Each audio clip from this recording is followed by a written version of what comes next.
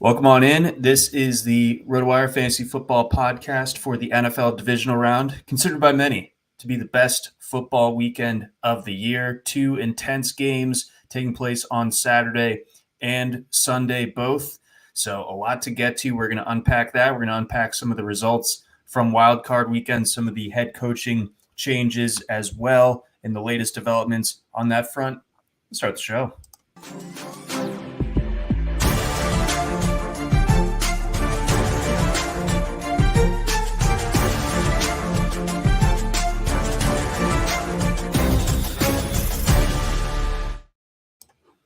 What's going on, everybody? I am your host, John McKechnie. That is Mario Puig. This is the RotoWire Fantasy Football Podcast for the NFL Divisional Round. Mario, an amazing wild card weekend, and as the weather gods would have it, we got two games each day: Saturday, Sunday, and Monday. This week, the field is down to just 8 teams remaining. 2 games on Saturday, 2 games on Sunday. How are we feeling going into this? Cold, John. It's too cold, and I guess it's not too bad for this slate being indoors for one of those games, but it looks like we might get a little bit of weather involvement. So I guess it's worth keeping an eye on that too. But I'm hoping that it's not too bad in that Ravens Houston game, especially because it would be kind of it would be neat to see those quarterbacks get to play kind of a fair game and not be taken down too much by the wind. I guess in that Kansas City Buffalo game, you're not as worried because those guys have the 99 arm strength. But hopefully we get a clean ball anyway. I'm hoping so as well. I'm obviously very much looking forward to that game. I also I'm fueled up by the Surge Tanky and coffee that I just got. What is Surge tanking about it? Is it like is it made in Armenia or something? I don't think so. I think it's at least it's shipped here from California, but I don't know. Yeah, as most rockers on their other side of their peak are wont to do, that start off in a business venture. He got into coffee. I love coffee.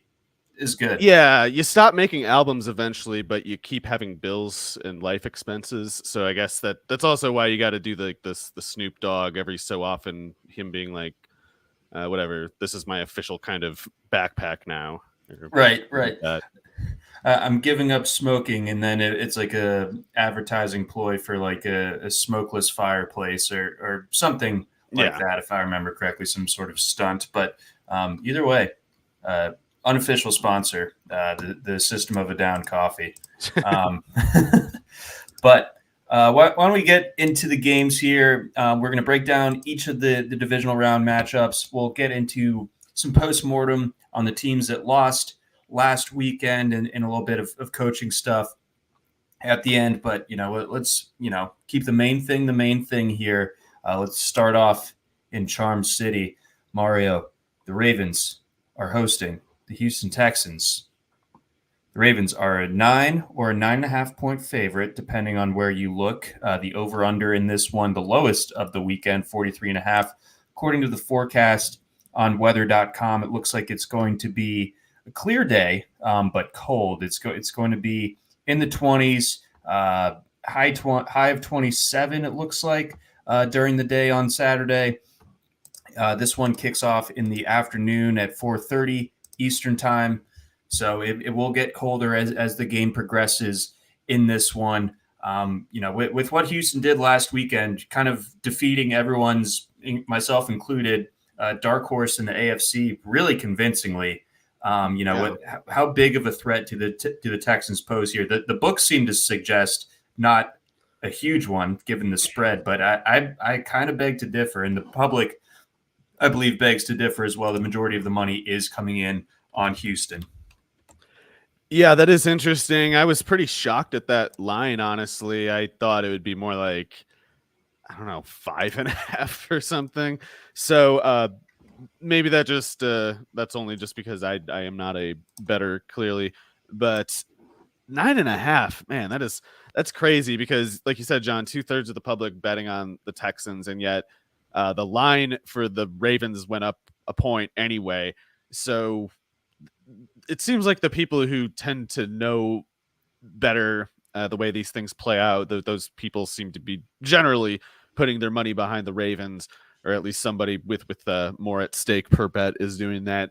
But I just don't know how the Ravens create that much distance. I mean, there's I think still pretty obvious like structural limitations to the Houston offense as long as Nico Collins is their only real reliable pass catcher. It was really cool to see Brevin Jordan get going a bit last week, but that was obviously just kind of not to take credit away from Jordan, who I think might be pretty good, but that was just the Browns defense somehow disappearing for about 80 yards, which is just crazy to do in a game like that.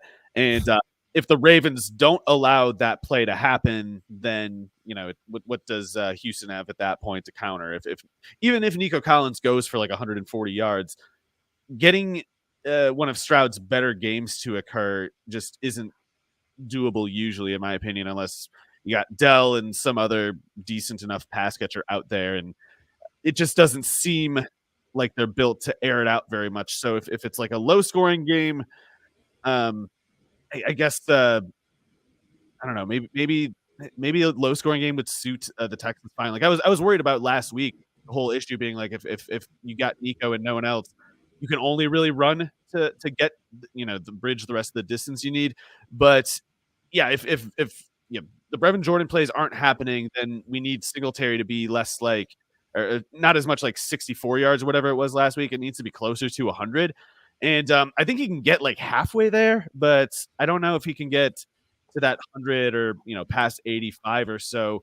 And that's why I wouldn't pick the Texans to win the game.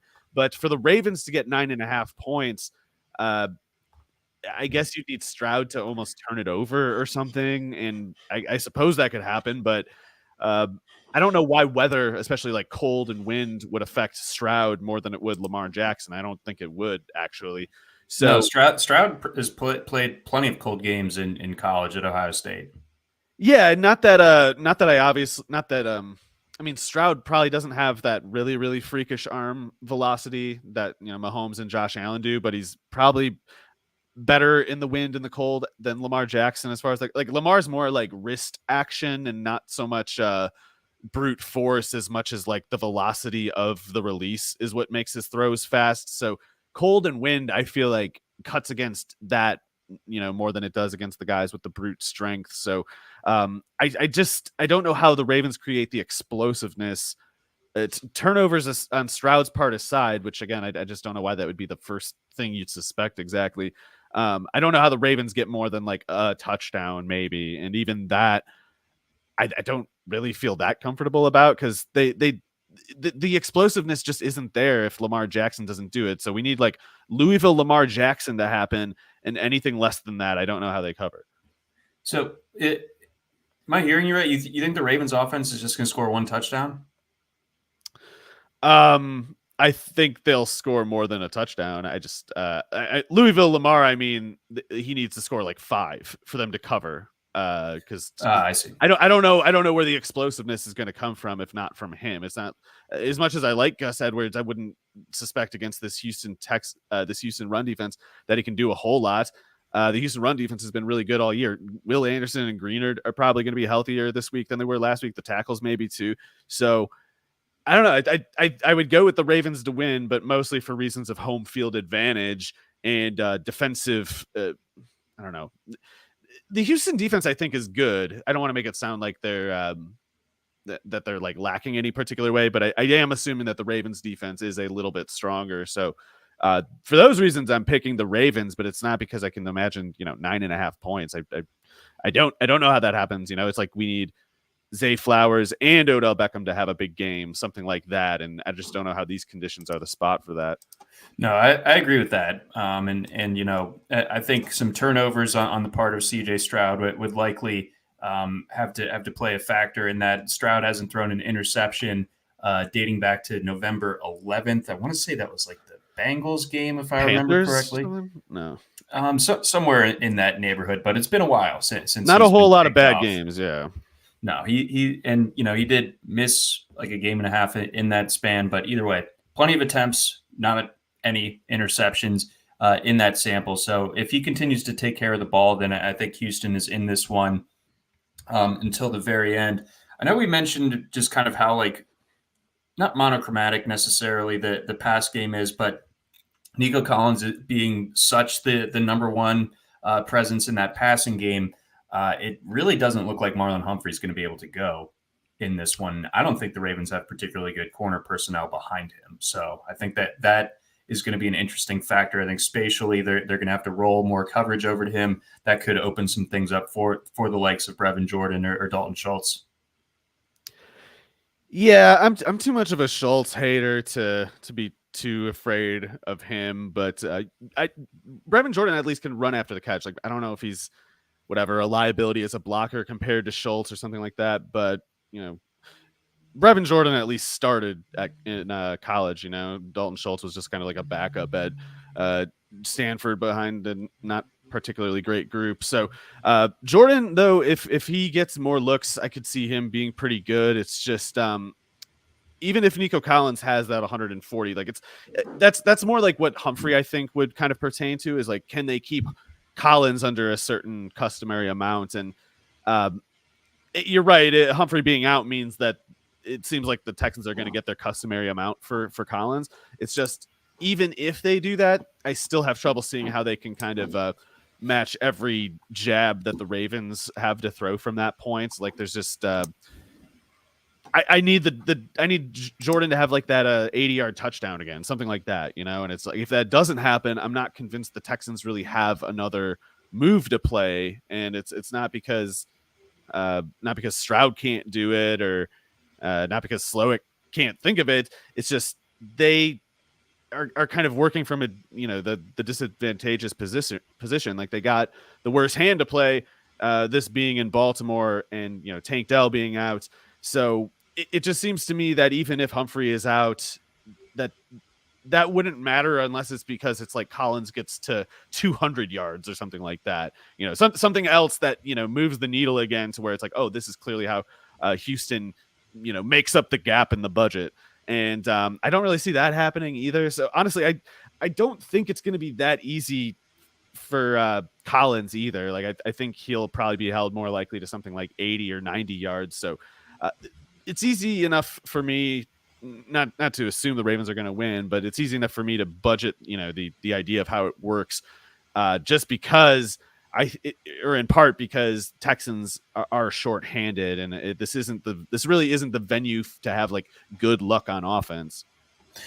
Right. And I don't think that this is going to go the way of the 2019 divisional round game with the Titans, but that could be wishful thinking. But I don't know, the Titans kind of similar story, like got hot at the end of that year, and went into New England, beat up on Tom Brady, and went into Baltimore and really roughed them up. But I think that this Baltimore team probably a little bit more battle tested than that one, and a good bit more experienced now than it was then. That year they almost like kind of snuck up on the entire league, and then it caught up with them. To your point on Collins and Singletary, Collins' prop set anywhere between 76.5 and 81.5, depending on where you're shopping. And for Singletary, anywhere between 57.5 and 61.5. So those are kind of good baseline parameters for the expectations on how they're going to do on Saturday. Yeah, I guess I would say you kind of need the over on Collins for the Texans to really. I guess they could cover, and I guess they could even win without Collins having a big game, but it would take like Lamar melting down on the other side. In the more baseline kind of scenario playing out, I think they need Collins to get to like at least 80 plus to be competitive. And because I do think they'll make it competitive, I can rationalize like, oh, well, Collins should get to something like that easily enough. Cause if he doesn't get to something like that, I don't know how the Texans, get so much as like 20 points or something like that. And right. So yeah, I'll go with the Ravens, but I think it's more like they're going to have to play like a submission hold style of game, like they're going to kind of need to just kind of get little bits of leverage advantage and kind of like cling to it and, just kind of make sure the Texans have like the short end of the straw, but don't get like too, don't go running too many plays. Like the Ravens, I don't think want this to be a game where both offenses play 65 plus snaps. Like I think they want to keep the Texans under like 50 and just get out. Yeah, I think so as well. So that kind of reminds me of the 2011 divisional matchup between these two teams. I was in the house for that one. And TJ Yates, the Yates of hell, made that one a much closer game than I would have anticipated. And then Baltimore went to New England the following week, and then the Billy Cundiff game happened. But who remembers that? But I remember Billy. Yeah, well, that kind of led to them going for Justin Tucker, and the rest is history. On the Baltimore injury front, a couple of things of note beyond Humphrey. It does look like guys like Zay Flowers are going to be in good shape for this one. And have you seen this? Have you heard about this? Mark Andrews back fully practicing. Yeah, hopefully that's what it kind of looks like, what they're saying it is anyway. Full practice usually means you're pretty close to healthy, pretty close to 100%. Sam Laporta was listed as a full practice participant on his last practice day, for instance, in this last week. So it could be, a non-zero impact that Andrews makes. And I guess that could be playing some kind of factor in the betting markets on this. Like, I don't know if it's some kind of great indicator for the Ravens to have Andrews back or something like that, even if it's only in like a 40 snap capacity. But if he's able to play 30 plus snaps, I guess that does change things pretty significantly. Not that Isaiah Likely was any sort of issue. It seems like he was actually, carrying, the offense to some extent. Hopefully they can keep them both featured, because if there's some way to if there's some kind of impact for Andrews to make that isn't at the trade-off of Likely's production, then you're talking like an offense that's pretty difficult to defend if you can somehow arrange all that. And then as far as the run game goes, the Ravens obviously signed Dalvin Cook late in the season. And I think he's going to be elevated and available for this game. So that the mixture of, you're not expecting him to see a ton of work, but from the Jets sample this year, is there anything in the tank that he could give as a bit of like a little bit of a boost to this run game now that there's no Keaton Mitchell, but you still have Gus Edwards and Justice Hill? I don't know. I mean, I hate that the Ravens keep doing this, actually, because it's been whatever. Melvin Gordon, I guess, has been harmless enough, but before that it was Kenyon Drake. It's like, why can't you just go sign a real running back? If you're going to add a running back, why does it have to be it's like they're going into just like the Madden franchise mode free agent list and just signing the top one that's listed there or something, even though if you look closely, their speed stats and all the stuff that really matters are low, and it's just their high awareness rating that's making them show up high in the ranking, and that's useless. You need someone who can actually run with the ball, and I guess in some sense it's like it's kind of weird that Cook fell off as hard as he did. If he really is toast, then the amount of time that he went that it took for him to go from like viable to completely useless has to be some kind of record. And especially for his age, like it makes sense for him to lose a step, but it's like he lost all the steps somehow is what you'd have to conclude from his Jets stint. So maybe, I don't know, maybe he needed to get in more of a rhythm, or maybe there was some other kind of excuse, but I don't know how you call him clearly better than Melvin Gordon. And Melvin Gordon was already enough of like a big who cares kind of thing. So I don't know. Even like Dontrell Hilliard would have been more interesting to me. Where's that guy? Why do we have to keep signing just these retreads for the Ravens late in the season every year? Well, I guess Melvin Gordon, I love Melvin Gordon. Great Badger. Pretty good pro, but does fumble. So does Cook. And when you're looking for, ostensibly you're looking for stability, right? When you're making a veteran running back signing, why are you going and picking up Melvin Gordon and Dalvin Cook, two of the biggest fumblers out there? Like if you search for the running backs who have the most fumbles per touch, especially like recent times, those guys are way up there. They might be 1 and 2. So It's weird, but I hope that if they have to go to Cook or Gordon or whatever else, I hope it works out. I just don't know why it would really. Dalvin, 2 fumbles lost this year on all of 67 carries, so that's Awful. not what you want. But I would say my pick for this game is Baltimore 24, Houston 17. There it is. So Yeah, the I'll agree Texans with in the that. under. Cursing it in the process. Yeah, indeed. Let's move on to the Saturday night game. We've got the Packers and the 49ers. Same spread in this one as the early game, 9.5 points in favor of your NFC number 1 seed, San Francisco 49ers. If the Texans got people's attention last weekend, then the Packers really, really did. I mean, I thought that they could cover. I thought that 7.5 was like, yeah, they could lose by a touchdown, sure, and we get the cover. That's completely within line. Dallas very good at home, but the playoff record has been, or track record has been a little bit shaky, of course, over the last few years. But did not see that coming. Any way that continues on, should San Francisco be on upset alert?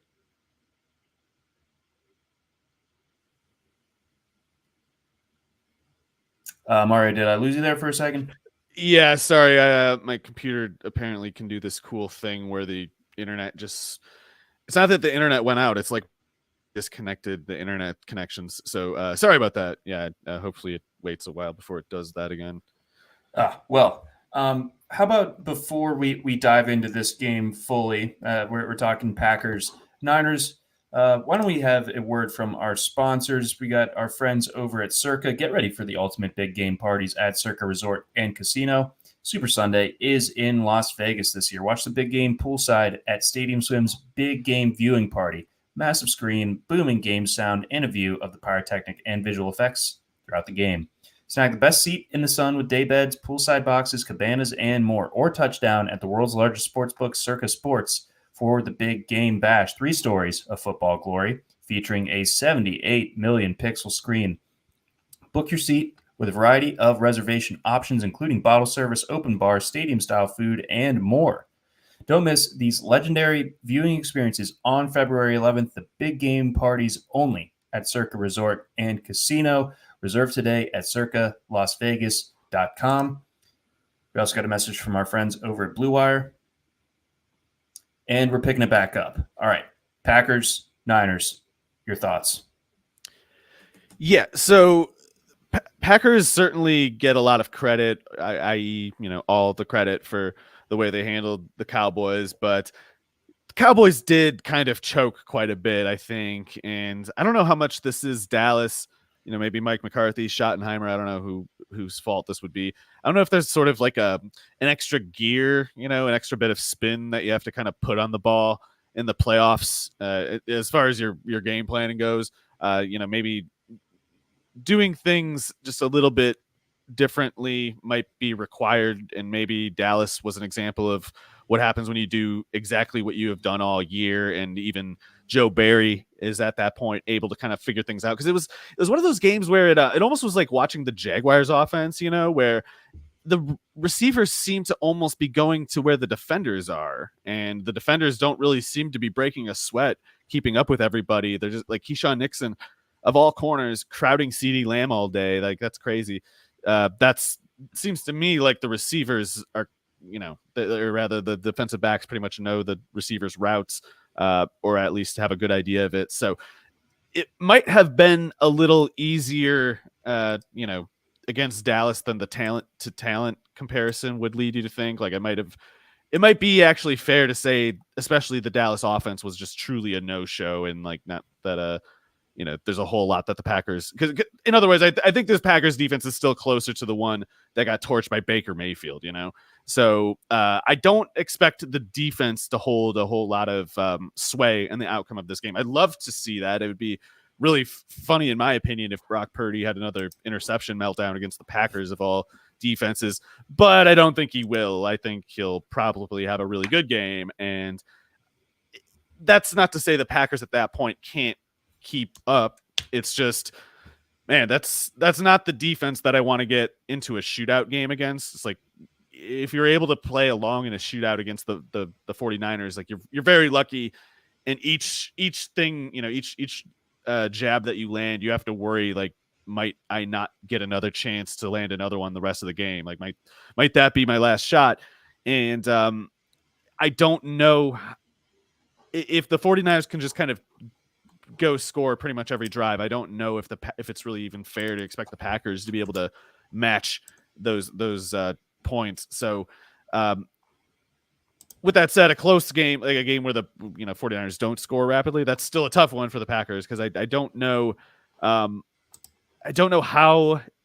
the Packers really hurt this 49ers defense. I guess it would have to be more through the air.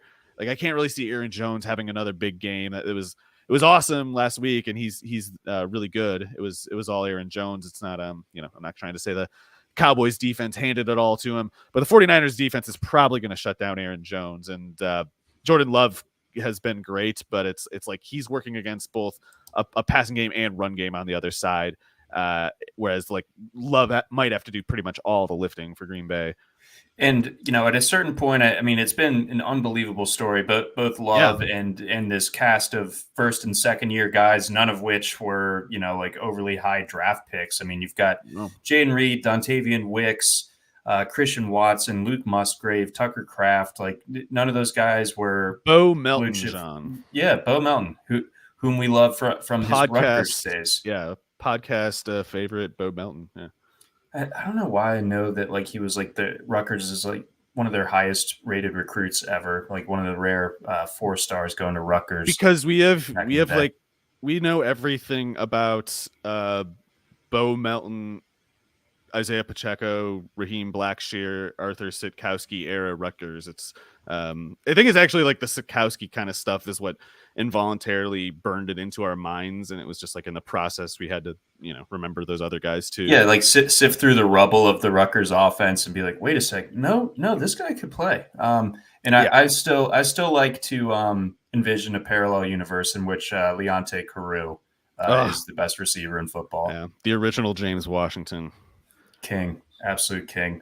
But yeah, it's been unreal what the Packers have been able to get out of those guys. That's a good job scouting and developing in all those cases. But if it does come down to Jordan Love, kind of having to carry this entire thing on the Packers side of the equation, like, is that going to be just a bit too much for them to overcome?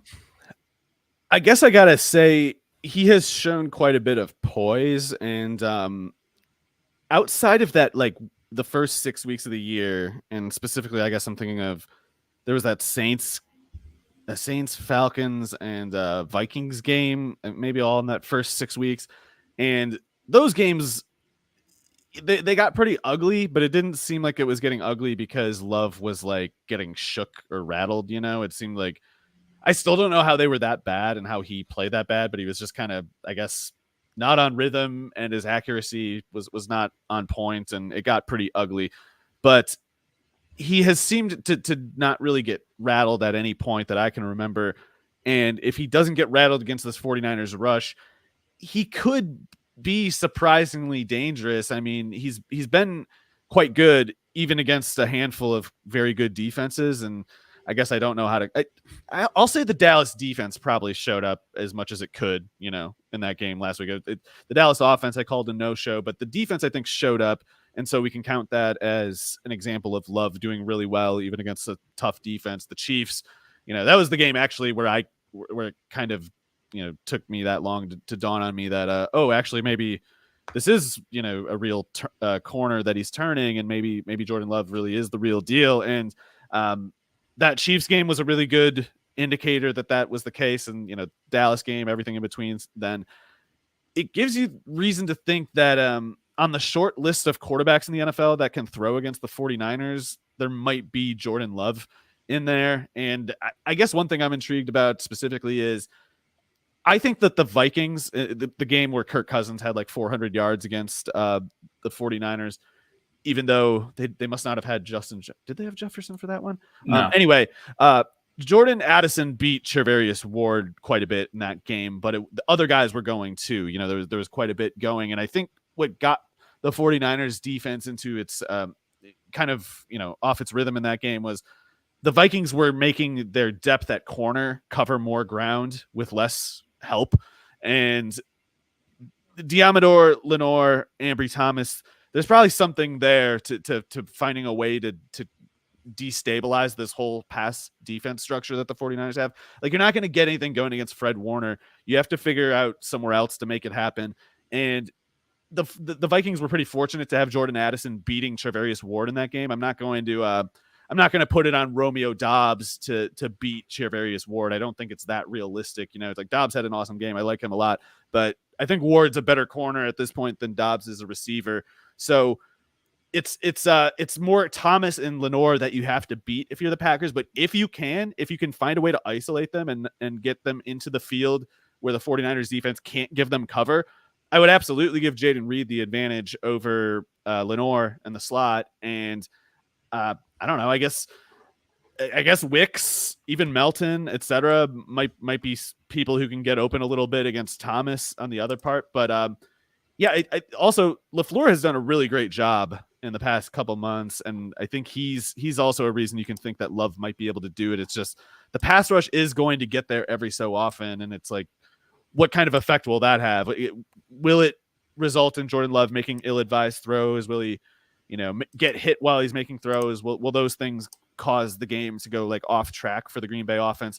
I think those are the ways that it would go wrong for them. But if those things don't happen, I don't know. It's like if Jordan Love can get a certain number of shots with the depth that the Packers have at receiver against those, number 2, number 3 corners for the 49ers, that is a matchup that, especially if LaFleur can kind of tap into some, extra amount of genius, they should be able to get something going. As far as getting an actual win goes, the problem is still, it's like that's the scenario that needs to happen just for the Packers to kind of keep pace, getting an actual inch on the 49ers. I don't know how they really do that unless Purdy kind of, slips. If they're going jab for jab, Purdy and Love and Purdy kind of just messes up. I guess that's the way it could go, but it's putting a lot on Love either way. It's like if he actually gets the win here, then he has a really good case to be MVP. So talk to me a little bit more about this Niners pass rush versus the Packers pass pro, because it feels like, last week, you're going into Dallas with a pretty devastating pass rush, and Love is able to, keep his jersey relatively clean throughout that game. So it seems like that Packers offensive line seems to be gelling one way or the other. Do you think that, that they are going to be able to kind of have an edge in that matchup to where this isn't Bosa and Chase Young and company just kind of taking over and collapsing that pocket over and over?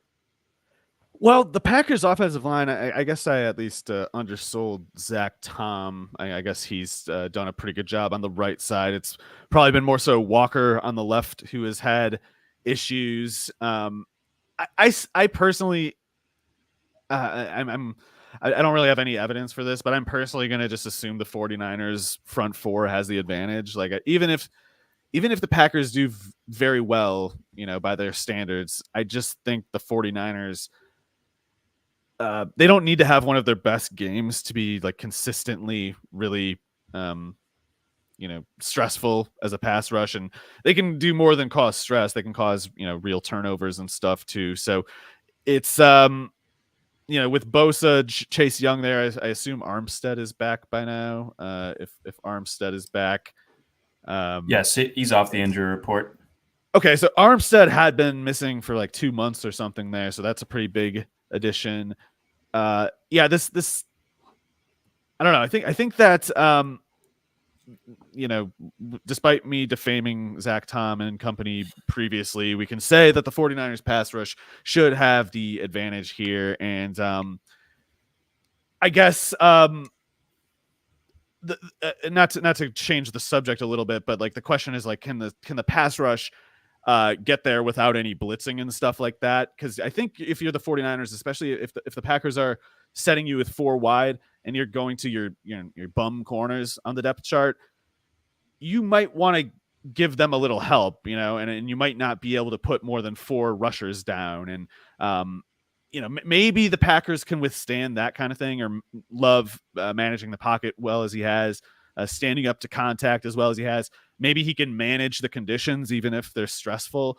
But yeah, I don't want to make it sound like as much as the 49ers have all this personnel strength there that it would make the Packers like helpless. And again, I think a big part of that is that LaFleur, I think he must have like a pretty, comprehensive perspective on everything. Like he's if there's a concern that the Packers offense might have, he's probably already thinking about it and thinking about ways to mitigate the issue.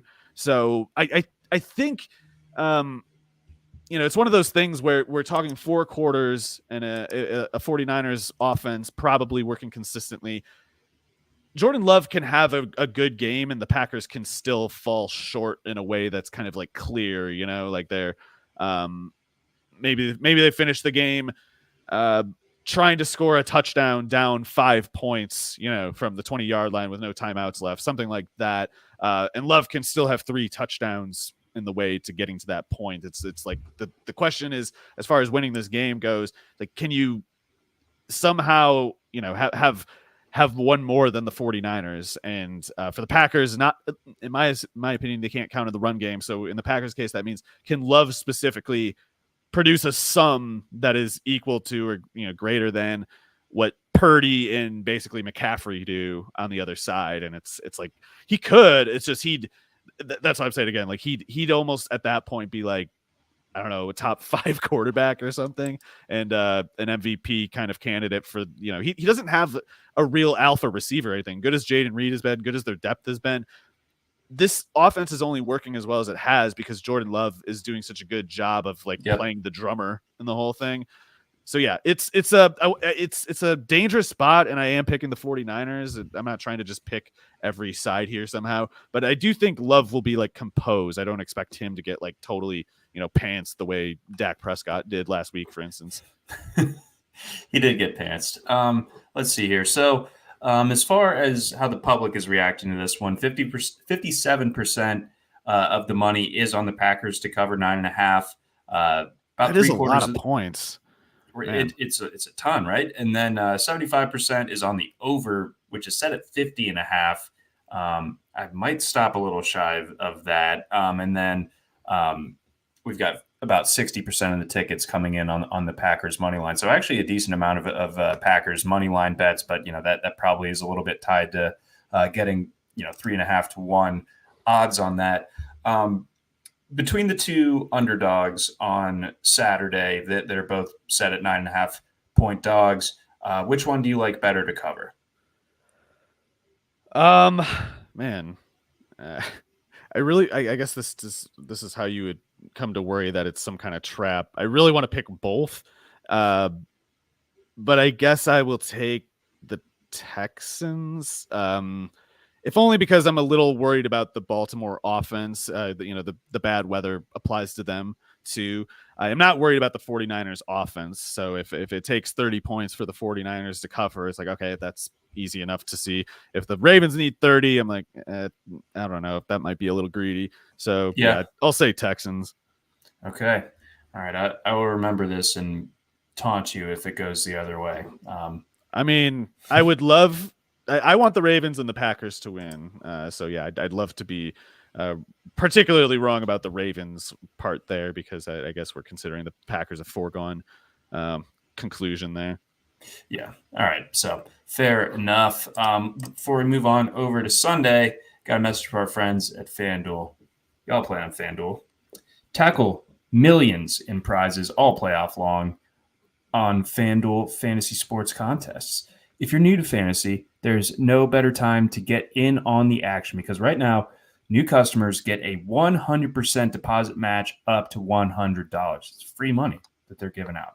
Playing fantasy for huge cash prizes on FanDuel is both fun and exciting. Just draft your lineup and watch your team move up the leaderboard. So any DFS targets for you, Mario, if you're playing the Saturday slate this week? John, I bet it'll be a pretty good game for Christian McCaffrey. and you can quote me on that. That's a good guy to build around. I'm gonna have a hard time not rostering Nico Collins on Saturday. I just feel like there's so much targets potential there Yeah. and some touchdown upside too. So like with the half point PPR score and you want a little bit of touchdown upside, I think Collins gives you that. I think I'll probably get some Isaiah Likely going as John? well. I'd probably make a Jordan Love based lineup. I assume he's quite a bit cheaper than maybe all the other quarterbacks on Saturday. And it's one of those things, like if the Packers can't run it all, you can get Love, whatever, Jaden Reed, Melton, or somebody like that. Should be really cheap, and they should be in the team with like the longest catch up script with the most favorable throwing weather, even if it's a tough defense also. Yeah, good points there. So I think the Packers passing stack might be definitely something to consider. Oh, we pay on for that Saturday McCaffrey and slate. Collins. Yeah. There you go. All right. Now, we're building out a feasible lineup here in mid-read. Plus, on FanDuel, you can choose from full slate contests featuring multiple games, single game contests, season-long best ball contests, beginner-only contests, which are great for learning the ropes, and more. And when you win, you get paid instantly. It'll make your head spin how fast you get paid out when you win. So kick off football season and the NFL playoffs with 100% deposit match up to $100. Go to FanDuel.com to start playing for huge cash prizes today.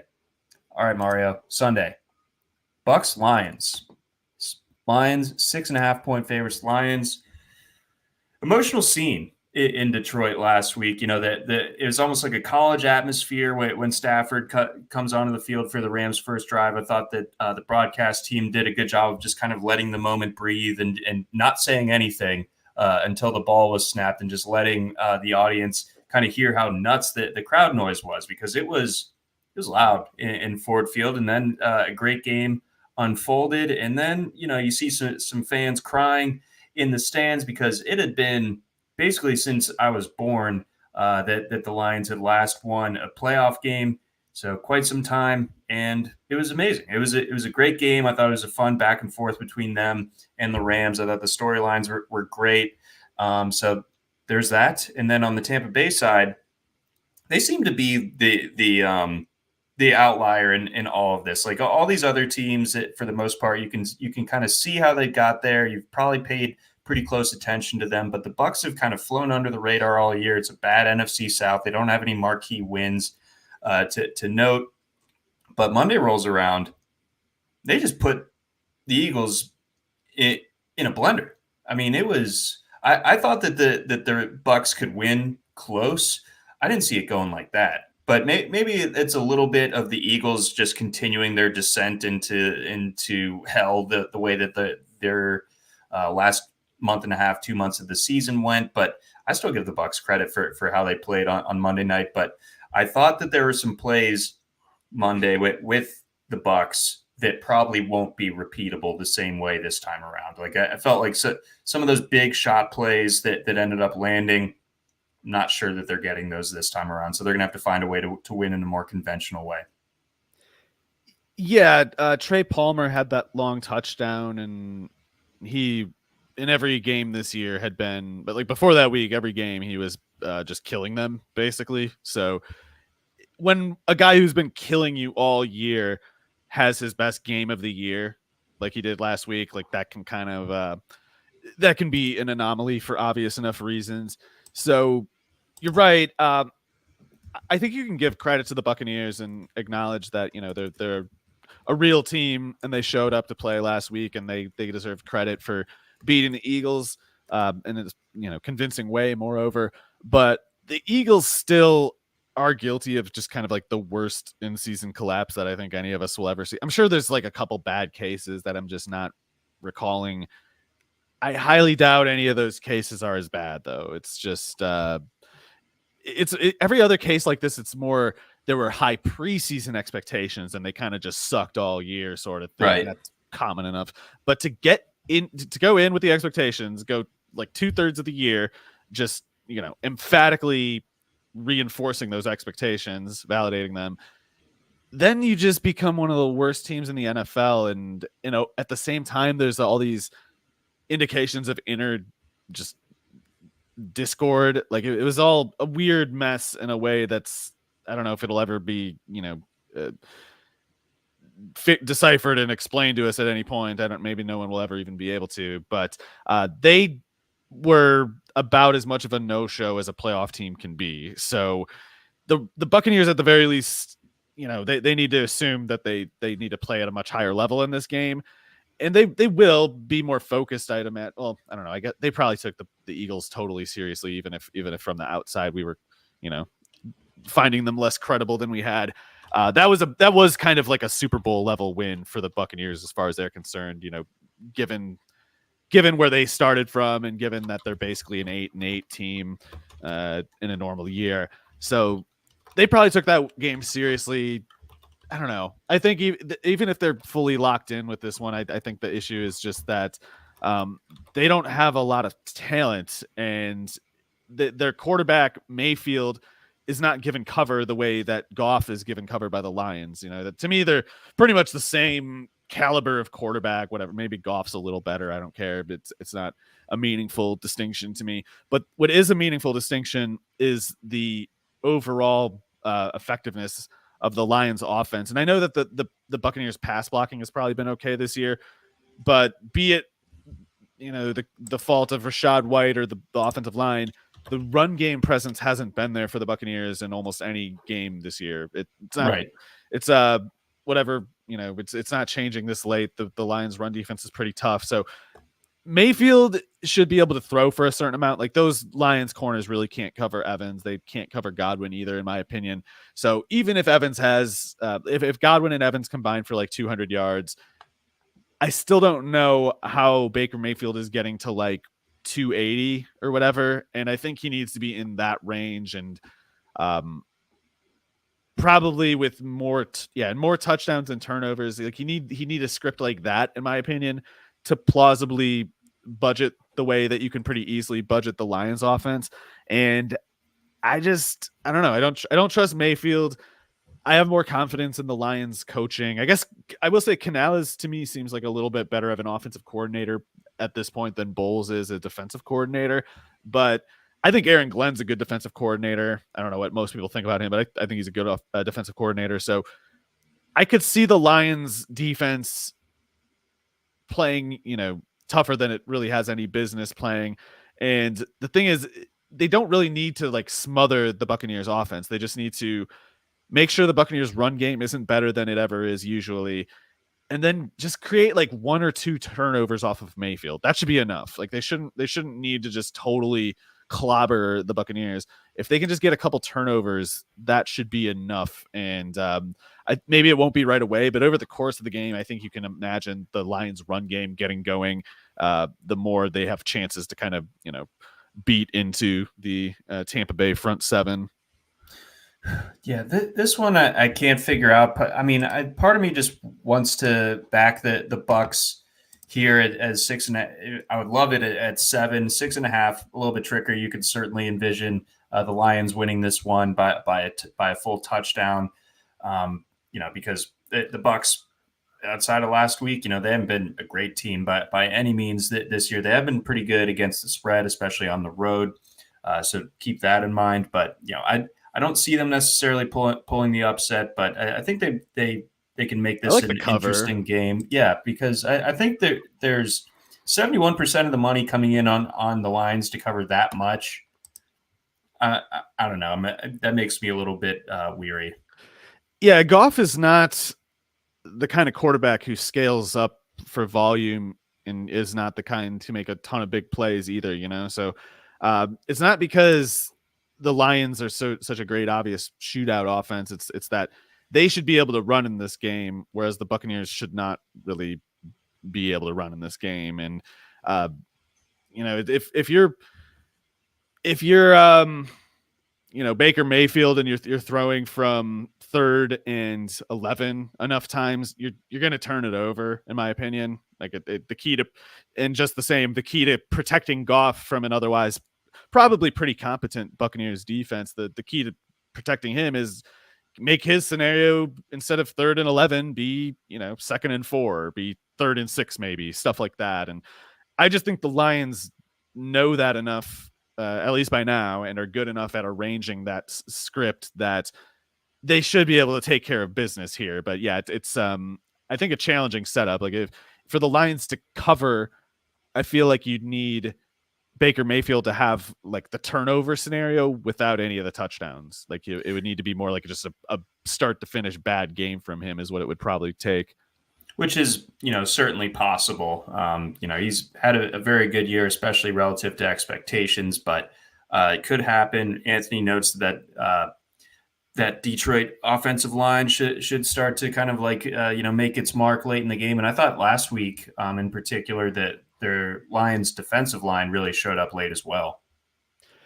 Yeah, I didn't get a chance to watch that very closely, but Alim McNeil always stands out. I mean, you don't see enough appreciation for these kinds of guys these days, in my opinion, but he's a 2-gap defensive tackle, like he'll hold 2 blockers on the interior. He's still disruptive somehow, but like he's really dense and, low built, and he'll hold up a spot against two of your biggest interior linemen. And, that frees up the linebackers to be effective in the run defense behind him. So, there's some ways that the Lions can put Baker Mayfield in a legitimately tough spot. And as long as they keep Goff from turning it over early, as Anthony said, they should have the luxury of leaning into the run game in the fourth quarter. It's at once key for the Lions. Like they really need to make it happen, but it's also true, I think, that they, should be able to when they understand the situation. It's not like they're going to go in not paying attention to these other details and let it get away. Like they know we got to keep Goff protected. We just have to do this and this and this to make that happen, and the rest will work itself out if we do. Yeah. So the Goff no turnovers or limiting them, I think will be huge. So yeah, it's not groundbreaking analysis from me here, but the turnover battle I think is going to be really big in deciding this outcome. Last note on Trey Palmer, he did tweet on Monday before the game, "I'm pissed off," and he scored a touchdown. And I think the other time he scored a touchdown this year, he also tweeted that he was pissed off. So keep an eye on that on Sunday morning. I now that I'm on the Lions side, I hope Trey's having a great week. I hope his soul is at peace and he demands nothing of the world whatsoever come Sunday. Which one is this, Sunday? This is Sunday, the early one. All right. All right. We have that game completely sutured up. But I guess let's get our picks. I will take the Bucs to cover. Yeah, I'll say like 27-20. All right, so Lions cover, and would that put us on? Something more like 27-21. I meant something where the Buccaneers barely cover. Okay, we'll get it, and then that would put us just on the under, which is set at 48.5. All right, let's round out our game breakdowns with the big one. Everyone's talking about this one. It's a big game. We got the Bills playing host to the Chiefs. Shoes on the other foot. Patrick Mahomes actually has to go on the road in the playoffs for the first time in his career, which is just astounding this far along into his career with the type of playoff record that he has. But that's just a testament to how good the Chiefs have been under him. But now we see the Bills as 2.5-point favorites at most shops. The over-under in this one set between 45.5 and 46. I think the Bills have made me eat my words. I was a big skeptic of them coming into the season, and I was looking good through October, maybe even into November. But as December and January have unfolded, not that you get a ton of credit for winning as a double-digit favorite like they did last week against the Steelers, but it does kind of feel like Josh Allen is probably the most dangerous quarterback left in the postseason right now.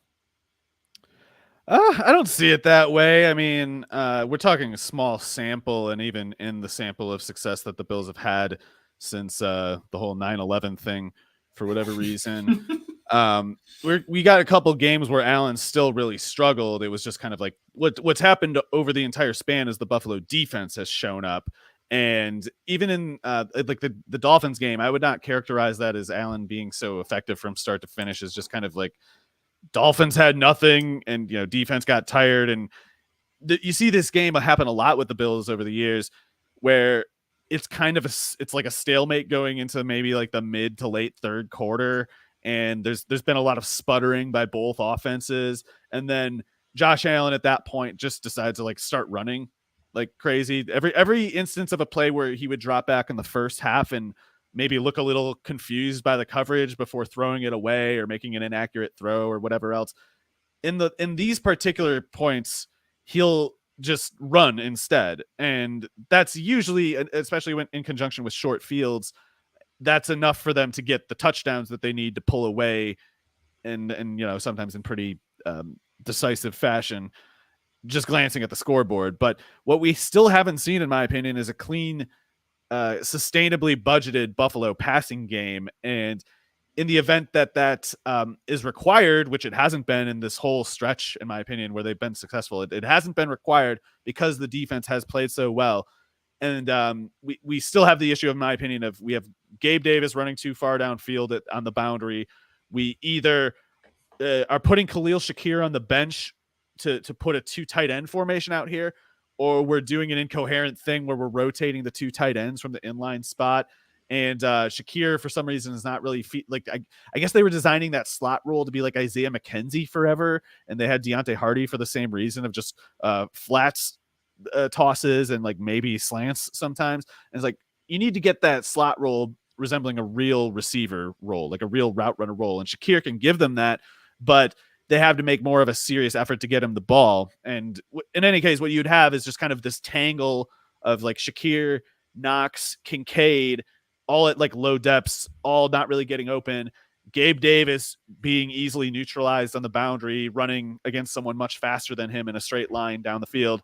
And especially in the first couple of years with, I guess you'd say Dable, and then the last year, Stephon Diggs would usually bridge the gap. Like there would usually just be like, well, Stephon Diggs just gets them to 120, 140. All those other clunky parts of the offense don't matter anymore. We've still not really seen Diggs get going sustainably or like convincingly, in my opinion. Like the Dolphins game was nice, but we need to see him going at that kind of like 1,400 yard pace like he did in Allen and him's best year, or else the inconsistent parts of the other aspects of the passing game eventually put the Bills offense off schedule. Like there'll be a stretch where an inconvenient number of the dud plays happen in a row. And that's something that could be avoided, in my opinion, if they did things like use Gabe Davis on lower depths of targets, use Khalil Shakir more in general, use Dawson Knox less in general, things like that. Just threaten more of the field. Those are all things that I think would help Josh Allen out, but I'm not convinced they'll do it. I mean, maybe Joe Brady will. Maybe he's, maybe he's been working in things that Dorsey did not have, and maybe it's taking time to put it all there.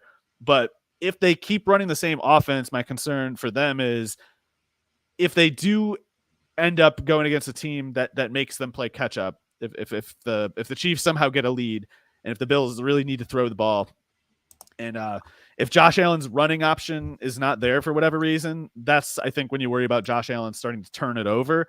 And any team, if you turn it over enough, you're just gonna knock yourself out. So they have to make sure that the turnovers don't pop up, and they got to hope that not too many of those dud plays that I was talking about pop up. The two probably kind of lend to each other. They got to stop that stuff from happening, and they need the defense to keep showing up. And the defense, at least in this setting, especially with the Chiefs not having a convincing overall offense, I think you can project another strong game from the Bills defense here. And I know no one wants to hear this, but the Chiefs really need to get Mecole Hardman going deep, or somebody. Yes. I said it last week I said it to you like offline or on Twitter, but like last week's game was like Mecole Hardman character assassination. Like they're making him do impossible stuff in impossible conditions. It's like, of course it's not going to work. The one play he could have done better. And I think the one where everyone said he quit on it on the interference, you got to understand how fast he's going and how that's an icy field. Like he probably could have got there if he had better like ball awareness, and stuff, but it's obviously that is not his strength. Like hands and ball skills are not Mecole Hardman's strengths. But it doesn't actually matter if you're the Chiefs for a couple of reasons. One, you need someone as fast as him pushing back the safeties just in general. Like unconditionally, this is true. You need him to do it, and your other guys can't do it. So use him for that purpose, if nothing else. But even if you want to bring it down to the target efficiency, like he will miss plays sometimes because of his poor tracking and his hands aren't that great. But he, in his whole career with the Chiefs, overall is something like he's catching about 68% of his targets at 9 yards a target. Like if he misses these plays, like the one last week on the interference, he misses plays like that. He misses whatever else people remember about him that piss them off so much about him.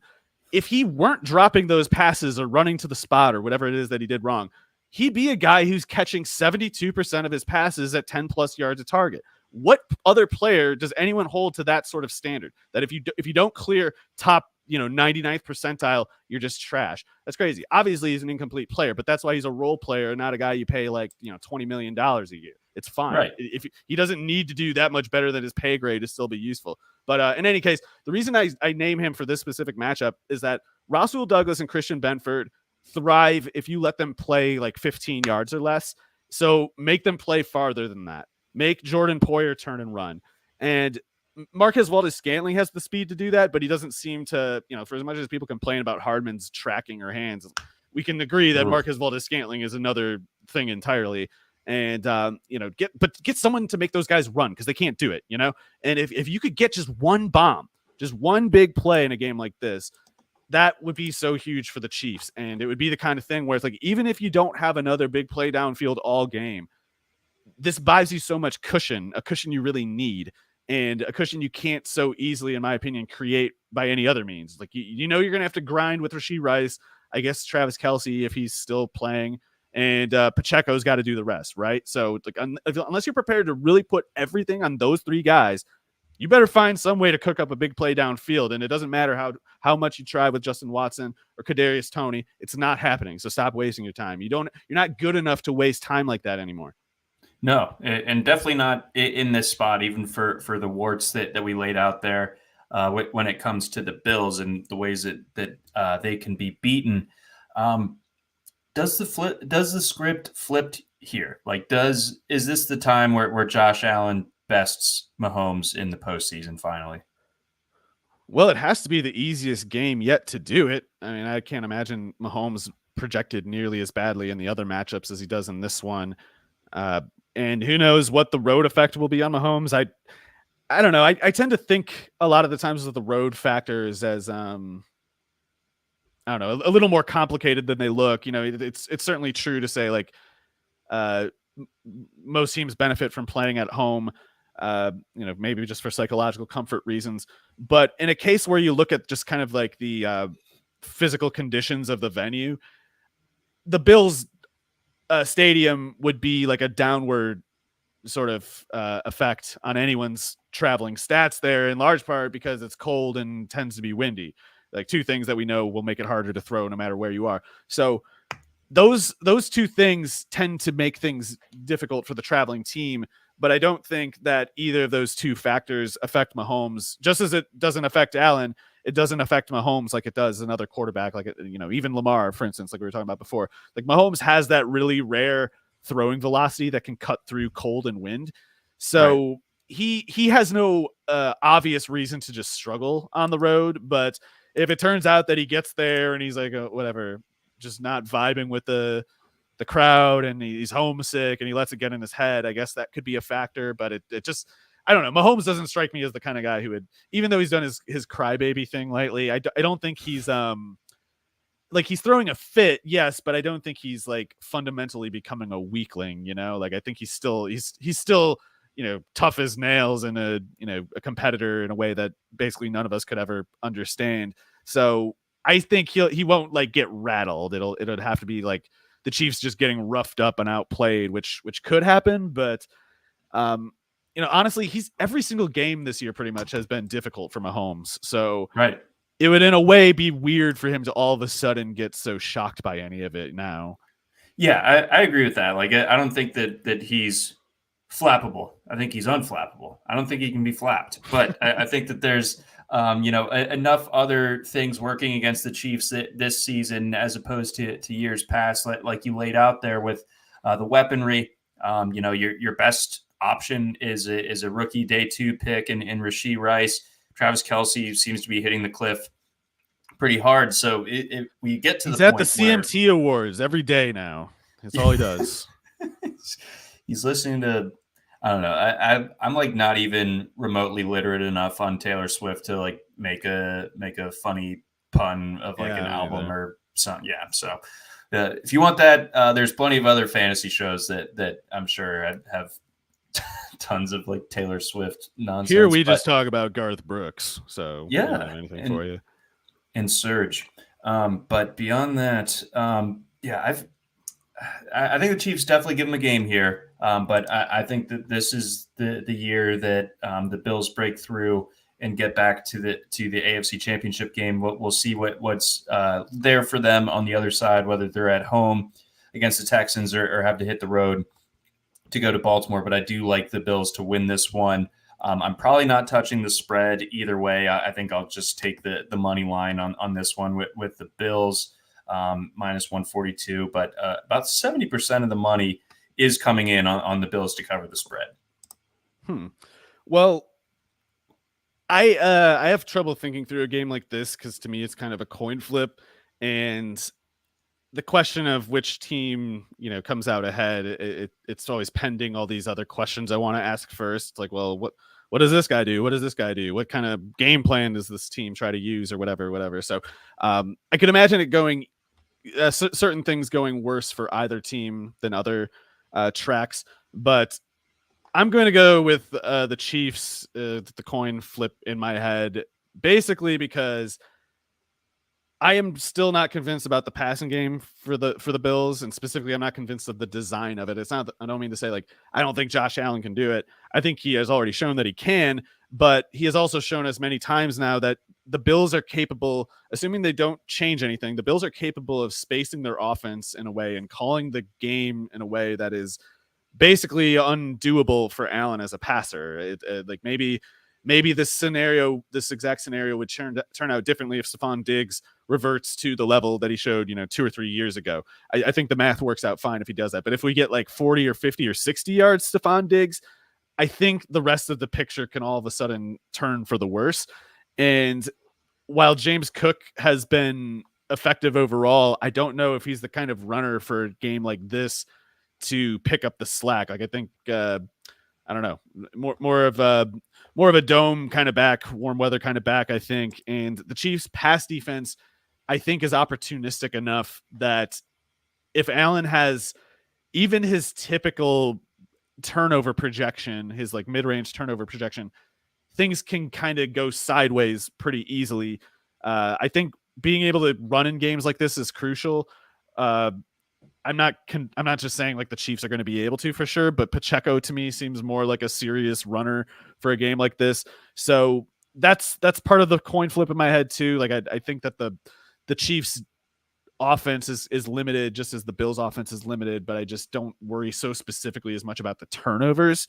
So I guess if you told me Josh Allen only has 1 turnover in this game, I'd say like, oh, well, Bills win by like, I don't know, 10 or something. Mm-hmm. But if the number is 2 and if it's especially 3, then I think the Chiefs are more likely to turn turnovers into, increased leverage than the Bills might. So I have no actual idea. I don't feel strongly either way, but I'll say the Chiefs, and maybe like a bit of an ugly game for both offenses.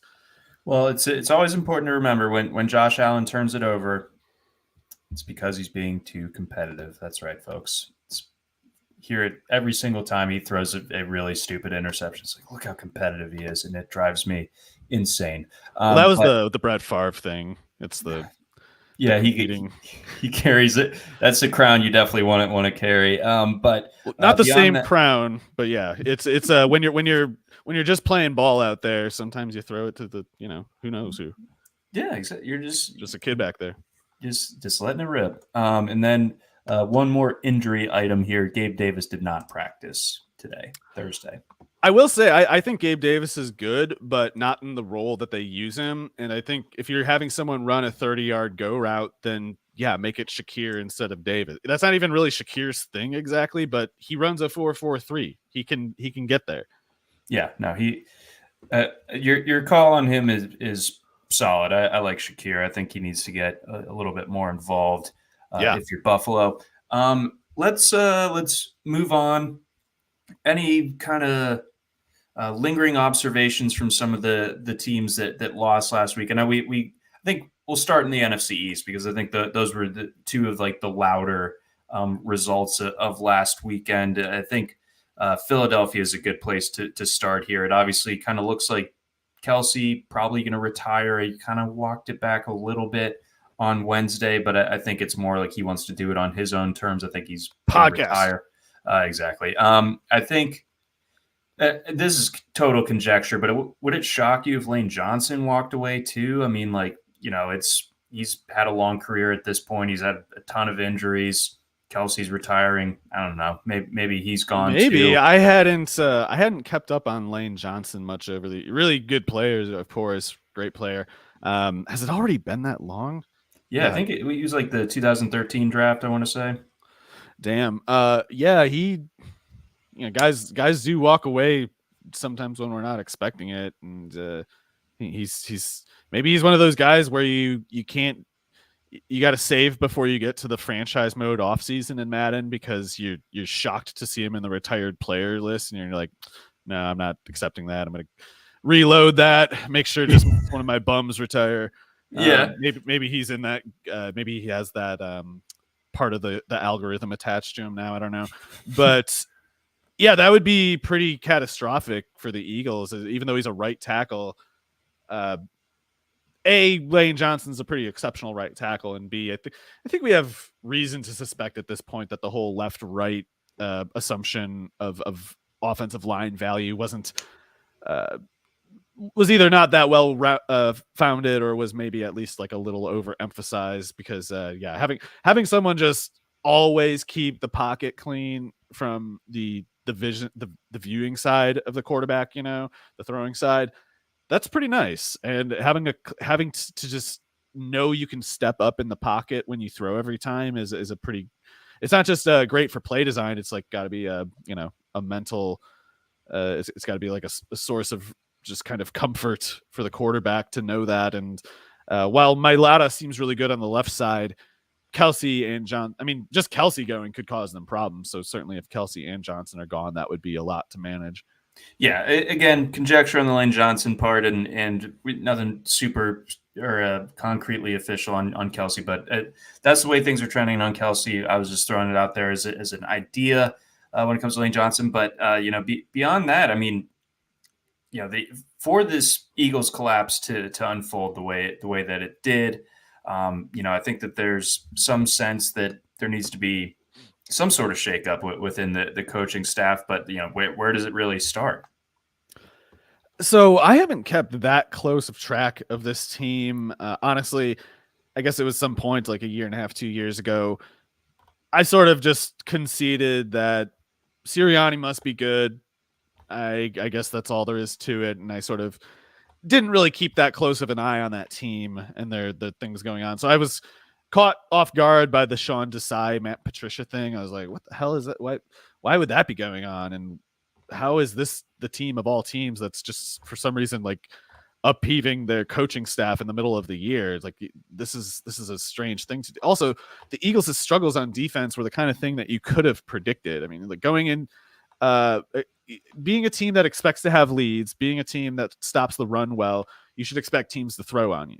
So if your average starting boundary corner's age is 31 and a half, 32, you shouldn't be so like shocked that the pass defense is struggling. You shouldn't watch the passing game struggle a little bit and then go like, who do I fire about this? Like, maybe the GM, if you were going to fire anybody. So yeah, that whole thing and to go to Patricia of all people, that's like switching out your trusted longtime advisor for like Grima Wormtongue or something in the middle of the. Sorry, that's a Lord of the Rings thing, John. But someone in here older than me might know the reference. Nice. Yeah. So it's just like Patricia. Why hit? What nefarious crap has he been up to get his way into this position of influence? Like, what is he up to? Nothing good, clearly. But that was a bad sign. Then there was the other. God, there was something else that popped up. Right, I can't remember.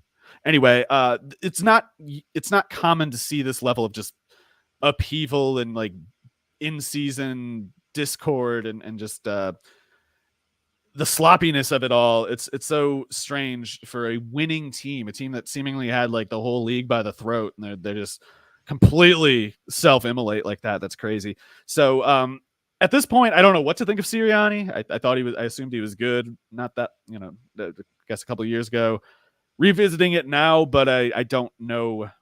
Other than like I hate what the offense was this year, and I hate how they ran it, and I find the Patricia thing really disturbing.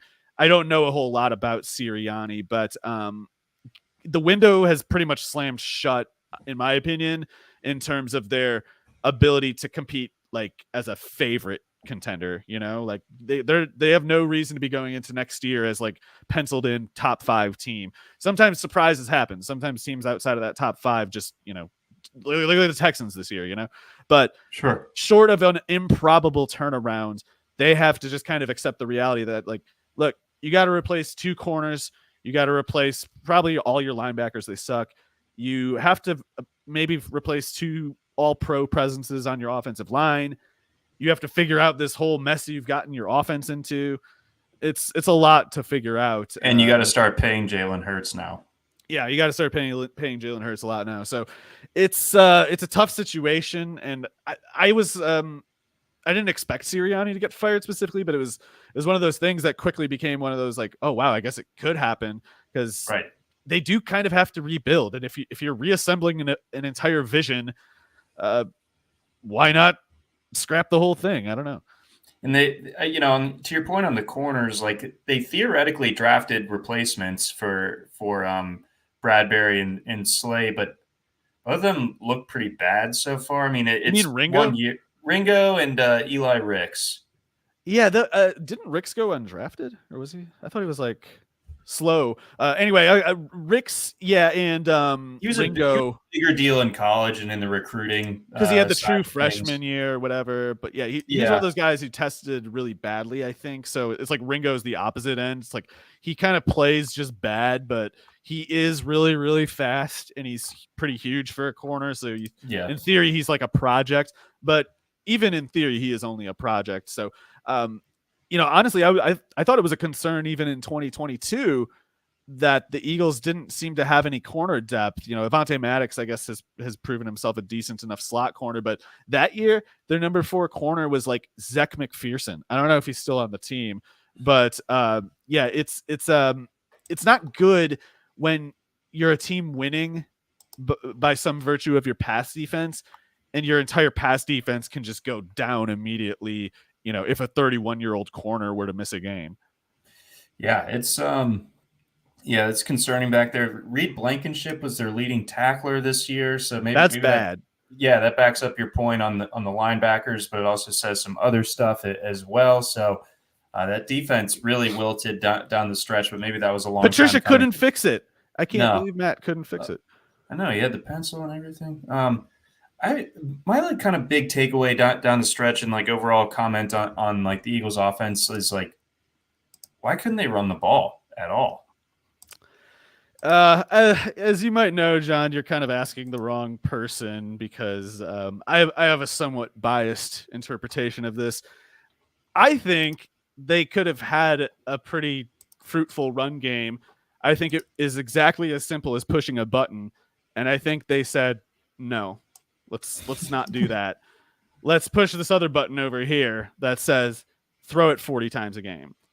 I think this is baseless, speculation, but to me, it would make a lot of sense if part of the issue with the Eagles offense this year was the input of not analytics. I think analytics is a good idea and something that the league should embrace, but too often what you're told is analytics is a very particular recipe of,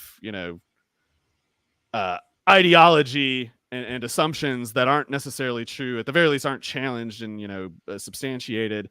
And one of those things is the premises of the EPA number you hear so much about.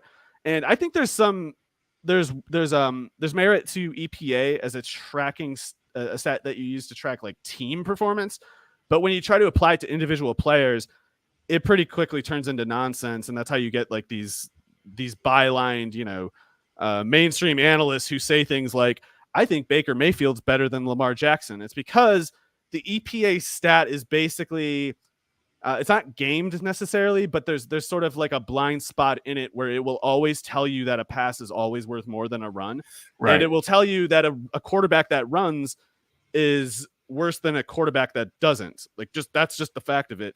So like passing volume will make the number go up, the EPA number go up. Rushing will comparatively not make it go down, but not go up as fast.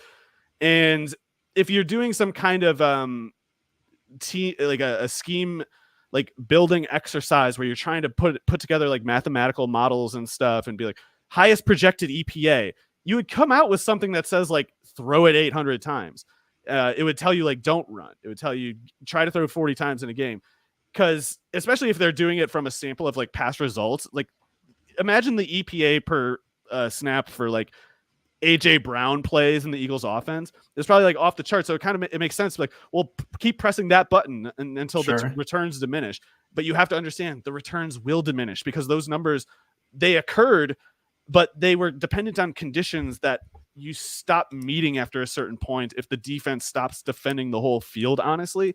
And I think it's the simple fact that Jalen Hurts can strike as a passer a certain few areas of the field. And initially, the first 2.5 years of this experiment, those parts of the field were open enough or A.J. Brown, Devontae Smith, Dallas Goedert, talented enough in their, route running capacities that it was obviously a screaming success.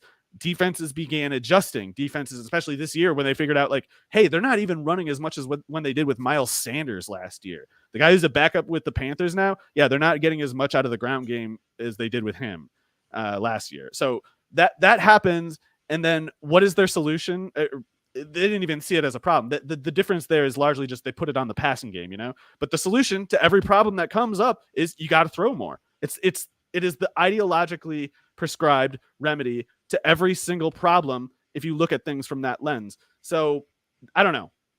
Maybe it's as simple as Brian Johnson or the running back coach or Sirianni. I don't know who. Maybe they just looked at Rashad Penny for 1 second and were like, oh no, he's too big and slow. There's a certain kind of person who will look at a bigger player and always think they are slower than the smaller one, even when they're not. This is one such case. Rashad Penny is faster than, I guess not Swift. No, he is faster than Swift, actually. A little bit faster than Swift, and he's faster than Gainwell, faster than Scott, but he doesn't have short, stubby legs like those guys. Those guys look so cool because their legs go so fast. They go like, and it's like, wow, look how fast he's going. Rashad Penny goes, blah, blah, blah. Oh, he sucks. I don't care if he gets more yards. He sucks. Look how slow his feet go. The guys with the short legs, their feet go fast. They're better. That might be what the running backs coach and Brian Johnson and Sirianni all thought. I don't know. But outside of those two things, I have no idea. I don't know how you look at that offensive line. I don't know how you look at the results that it got with Miles Sanders. I don't know how you look at Rashad Penny running the way he has in his NFL and collegiate career. I don't know how you look at him being the biggest of those running backs by upwards of 15 pounds and the fastest of them anyway, and still say, no, put in Gainwell. It's at the beginning of the year, it was arrogance. They're just voluntarily taking zeros because they're just like, haha, we're that good. We can take it. That stopped being the case, and it not only like was the reason their margin got worn away. I think it's the reason the whole thing fell apart. Well said. Dang. I mean, that was. I feel like that was probably hard to hear if you're a Philly fan, but a lot of truth being maybe told there. Hopefully, yeah. I think so. I think you're right on line with a lot of that stuff, and yeah, their lack of being able to counter adjust when things weren't going right. And them just kind of opting to just throw the ball a ton, it just doesn't work. I love your analogy of Hurts as like a 2-pitch pitcher. That doesn't work as like a workhorse starter. He can go 5 innings, not 9. Mm-hmm. Yeah, 5 and dive. We want to get to some coaches, but We can kind of get did. to we did. We can get to more coaches next week when there's fewer games to talk about. But I do want to do a post-mortem. I know I teased the Cowboys, but I'd rather get your opinion on the Dolphins because they're approaching an interesting crossroads because they haven't had to pay Tua the mega contract yet, but now I think it's up for debate as to whether they should or not. Right, that is a tough one, and I have always made myself, I guess, like the running backs labor defender guy, and somewhat necessarily at the expense of quarterback earnings. That's not because I like to see the quarterbacks actually make less money. I feel bad having to suggest something like this. Something like maybe the Dolphins shouldn't pay to, but I think there are certain, for how quickly it's always wielded against running backs that, like, oh, they're replaceable. You can feel free to make the observation in other cases too, like in Tua's instance, he's done a great job in the system. Clearly the system pretty much goes as well as you need it to when he's out there, but that's not the same as knowing that he's uniquely capable of making that occur. And it's not the same as knowing that there isn't a better alternative within, some amount of realistic reach. I don't know so much about the second part, like as much as I'm a little bit worried about, overpaying a guy like Tua, who I think has, like, in other words, I think Brock Purdy could do a lot of stuff that Tua Tagovailoa does, and it's like, I don't think either of those guys is worth paying the way you would pay, Lamar Jackson, Justin Herbert, Josh Allen, Mahomes, whoever. So while, not if they were to not pay Tua, that could raise all kinds of hell, both politically, and on the field results. You might downgrade really bad, look stupid for it, but I don't know. I tend to think that he doesn't actually throw to that many parts of the field, and maybe I'm being a little too much just disgusted from the optics of that Kansas City game. Like, They were bad. It drove me crazy to see him dropping his shoulders back to throw the ball at like a 90-degree angle. Is like, dude, why are you putting this up to the wind? Why are you throwing it as high as you can into winds like these? Also, the ball is heavy. You got to start making, you got to get some lateral gains here, my man. And it's just like, just throwing it up. And it's not that he didn't understand those things. It's that he doesn't have the throwing velocity to drive the ball. He needs, the mathematics of the angle trajectories to get the ball downfield or anywhere. He was lobbing it on even like 15-yard passes. Completely insane.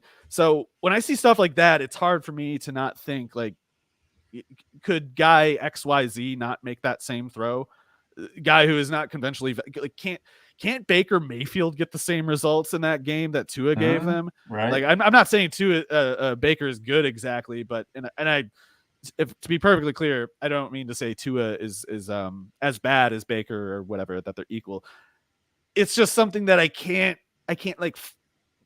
make an objective case for it. It's like something I suspect, but what if I'm wrong? I mean, I already said I'm not basing it on a whole lot, like what if Tua really is no better than Baker Mayfield? Watching the way Baker Mayfield went from, cut by two teams or whatever to a 30 touchdown quarterback just because he got to play with Mike Evans and Chris Godwin. It's like, sometimes you can just go ahead and say the receivers are more important in this case. And I could see the case either way for Tua. I don't know how to take a side so much, but man, I hated those throws he was making in that Kansas City game. That was ridiculous. So I feel like Miami, like, they have their coach of the future.